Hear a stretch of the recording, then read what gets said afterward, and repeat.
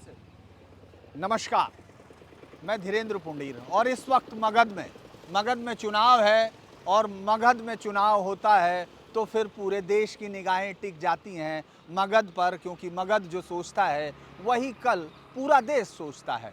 मगध की राजनीति पे बात करें तो हम जहां खड़े हैं पिछले 35 साल से पूरे बिहार की राजनीति बस इसी चौराहे के इर्द गिर्द है। एक बंगले से दूसरे बंगले तक जाना है और पूरी राजनीति बस उसी के लिए तय होती है। हम जहां खड़े हैं यह है एक अणे मार्ग। अगर आप इसके मुख्य गेट पर जाएंगे तो लिखा होगा एक अणे मार्ग, जहां इस समय नीतीश कुमार हैं। नीतीश कुमार यानी जिनको पूरे देश में राजनीति का एक चमत्कार कहा जाता है, क्योंकि अगर आप घर भी बदल लेते हैं दोस्ती में, कई बार इधर से उधर चले जाते हैं दुश्मनी में, तो लोग आपके दोस्त नहीं रहते। यहाँ तो एक मुख्यमंत्री है जो जब चाहता है यहाँ से निपट के दूसरे बंगले तक आ जाता है और सत्ता बदल जाती है। और यहीं दूसरी तरफ देखिए वो लालू प्रसाद यादव अभी भी यही है। अब उनके बेटे के पास ये विरासत है कि वो नेता प्रतिपक्ष है और ये जिसने पूरे देश में जो सामाजिक न्याय की कहानी, यानी मंडल के बाद जिन चेहरों को आपने सबसे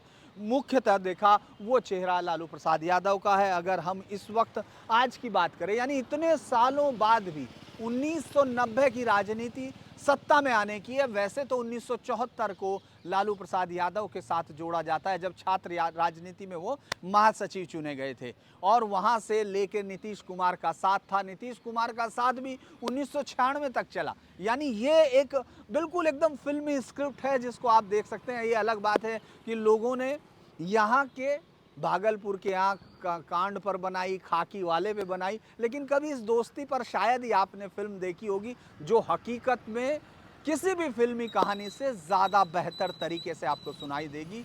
लालू प्रसाद यादव आज भी, अब उनके बेटे के पास भले ही विरासत है, लेकिन लालू प्रसाद यादव की राजनीति का वही ककहरा तेजस्वी पढ़ रहे हैं। उन्हीं पहाड़ों को याद करके वो चाहते हैं कि इस एग्ज़ाम में पास हो जाएं जिस पर अभी कुछ ही दिन बाद वोट पड़ने हैं। वहीं नीतीश कुमार जो 1975 की वार जो कहा जाता है कि अगर हम कहें जेपी के जो दो शिष्य हैं जिन्होंने बिहार में इसको आगे जाते हुए देखा, वो भी यही हिस्सा है। चाहते तो ये भी हैं कि अब इस बार विदाई हो, विदाई ज़रा शानदार तरीके से हो, ऐसा कहा जा रहा है। और देखिए जब हम यहाँ आ गए तो आपको वो अलग किस्म से बताने की कोशिश करेंगे कि मगध की राजनीति में ऐसा क्या है जो इसको बाकी देश से अलग करता है। हालांकि यहाँ से चली हुई जातिवाद की कहानियों को हम लोगों ने उत्तर भारत में बहुत बार बिहार के नाम से कहा है, और जब तक हम लोग सोशल मीडिया पर या इंटरनेट के साथ नहीं आए थे तब तक हम नहीं जानते थे कि बिहार जिस तरह की जाति की राजनीति करता है उससे कहीं ज़्यादा नहीं तो कम से कम बराबर की राजनीति तमिलनाडु में भी होती है। लेकिन लोगों की दिलचस्पी बिहार में होती है, क्योंकि बिहार एक ब्रांड बना।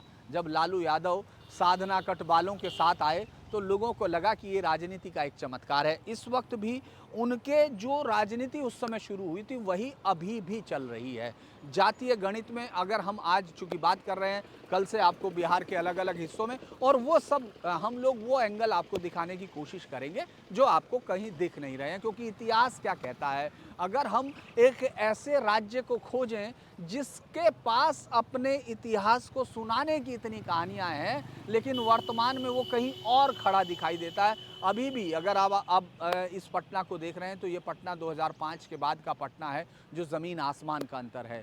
लेकिन 1980 से भी 1990 जब लालू आए तो भी पटना अलग हो गया था। तो उस वक्त के आपको किस्से भी याद होंगे वो तमाम।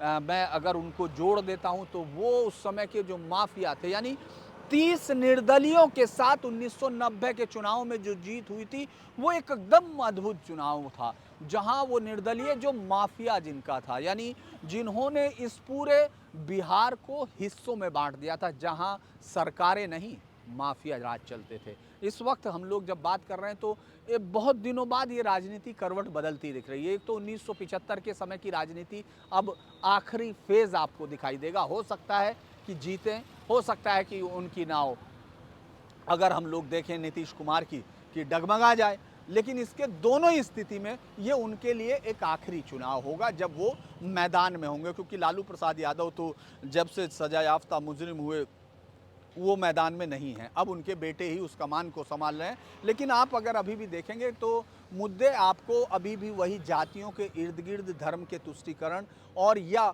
उस पर दूसरी तरफ से लाइन लेने के दिखाई देंगे। इस बार चुनाव में एक नई चीज़ आपने देखा होगा कि बीजेपी एक नया कदम उठा रही है। बीजेपी इस बार यादव और जो मुस्लिम जेडीयू का मुस्लिम वोटों के पीछे भागना, और बीजेपी की ये लंबे समय से कोशिश रही कि वो एक यादव नेतृत्व उभार के किसी तरह कोशिश करे कि जो उसके ऊपर यहाँ जो यादव वोट उसको नहीं मिलता उसको एक्सपेंड करे। ये पिछले कई चुनाव की उसकी लगातार की कोशिश है, जो मुझे लगता है कि इस चुनाव में वो अब पीछे छोड़ती दिख रही है। महज 4 टिकटों के साथ वो अपने आप को कहीं आगे सोच रही है। वो कोयरी, कुर्मी और उन तमाम मोस्ट जो बैकवर्ड जो एक कॉम्बिनेशन है उसको अपने साथ जोड़ रही है। तो वहीं आपको दिखेगा जेडीयू भी इस बार ऐसी कोई भी नई स्टाइल से राजनीति नहीं करना चाहता। वो जानता है कि पिछली बार 11 जो मुस्लिम टिकट थे उनको इस बार 6 में बदल दिया गया, क्योंकि मालूम है कि अगर वो टिकट सिर्फ नाम से देने के लिए नहीं है, क्योंकि मुस्लिम वोट का जो ट्रेंड अब दिख रहा है वो पूरा ट्रेंड साफ बोलता है कि ये ट्रेंड और कुछ नहीं, सिर्फ तेजस्वी यादव के साथ है। तो वो उसको बहुत ज़्यादा अब मुझे नहीं लगता कि हार की संभावनाओं के साथ उसको जोड़ना चाहेंगे। उसी के साथ अगर हम लोग देखते हैं कि यादव वोटों को लेकर भी बीजेपी ने सीट कम की हैं, उसी तरह से यादव कैंडिडेट्स जेडीयू ने भी कम किए। यानी इस बार की लड़ाई अगर वो जो मय समीकरण है उसमें किसको जोड़ते हैं तेजस्वी, ये उनके लिए सवाल है। क्योंकि अभी तक उन दोनों पार्टियों की अगर हम देखते हैं, अभी तक महागठबंधन थोड़ा सा, जब ये चुनाव शुरू हुआ तो लग रहा, चुनाव की चर्चा जब शुरू हुई थी तो उस वक्त लग रहा था कि महागठबंधन एक काफ़ी बड़े अच्छे से मुद्दों को उठा रहा है, बहुत अच्छे से मुद्दों को संभाल रहा है और शायद नीतीश को लेकर वो कुछ करे। लेकिन मुझे लगता है कि आज अब हम लोग जब आपके साथ बिहार की इस यात्रा को शुरू करेंगे तो मुझे लगता है कि वो तमाम मुद्दे आपको सुनाई देंगे। और याद रखना कि मगध में जब भी सोचता है तो कुछ अलग सोचता है, और मगध आज भले ही ना हो आपके सामने, किताबों में मगध ना हो, लेकिन याद रखना हिंदुस्तान की हर आवाज़ में मगध दिखाई देता है। क्योंकि इस देश का पहला राष्ट्र राज्य अगर कोई कल्पना थी तो वो मगध था। इस दुनिया में अगर कोई पहला लोकतंत्र था तो वो वैशाली था। और अगर दुनिया को 2 नए धर्मों की एक ज़मीन देखी तो वो भी बिहार से है। तो इसीलिए मेरे साथ इस बार चलिए बिहार के इस खूबसूरत रण में कि मगध अब सोचता क्या है।